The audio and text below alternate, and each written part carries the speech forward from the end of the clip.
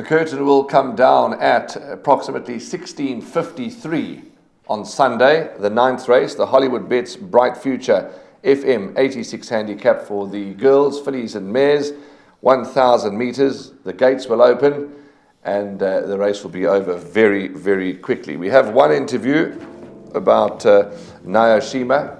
Let's go and listen into what Stuart Ferry had to say.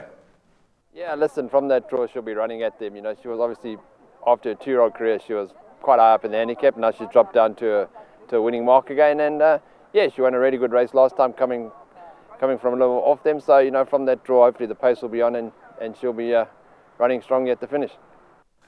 Okay, that's number 11, Naoshima, who put in a finish second to none last time to get up and to beat Matadora's Parade. A tricky race, Graham, to bring proceedings to a close on Sunday, and I've loaded up this pick six in the last leg. How have you played it? How do you see it unfolding? I've gone too narrow, to be honest. Number 4, Venishi, obviously champion 2-year-old filly. She's been set to carry 64 kilograms. We've seen big weights being the undoing of talented 3-year-olds when taking on hard knockers amongst the older generation. She has it all to do. She does have a decent draw in her favour, but carrying 64 kilograms to victory is not going to be easy. She's been priced up 16-10 favourite.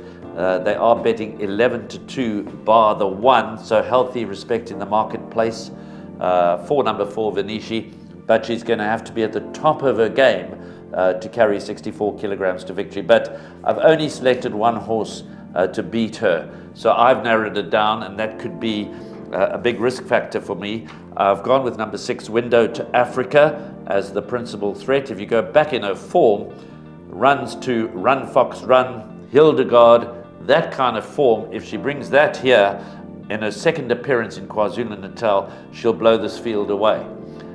Receiving as much as 9.5 kilograms from Venishi, and she should actually be giving 5 kilograms to Venishi if it was pure weight for age. So a big weight advantage to number 6, Window to Africa, and some very decent form down in the Western Cape. 7, Yas, carries just 49 kilograms. She didn't disgrace me when I tipped her the other day at a big odds. She ran 3rd. She's better over 1,000 meters. She's got a postage stamp on her back. She only carries 49 kilograms. 8, Captain of Color, I've included in my top 4 selections. And I have no idea what to make of number 9, Yes Sir, I Can Boogie, because we've seen that she's got talent in the past. She's a bit dilly, but if she brings her A game to the races, then she could also be a factor here. But you've gone wide, and that's probably the safe play. My hopes rest with number 4, Venetia, number 6, Window to Africa. Well, yeah, I did go wide. You say probably the safe play, but in the previous race, yeah, I went narrow. But be that as it may, we've got to take a stand. 2 questions for you before we wrap up this race. Opinion on number 10, Solar Flare. Last time you wanted to see how she would do. What was your opinion of her run last time? She ran very well, and she's also got a postage stamp on her back.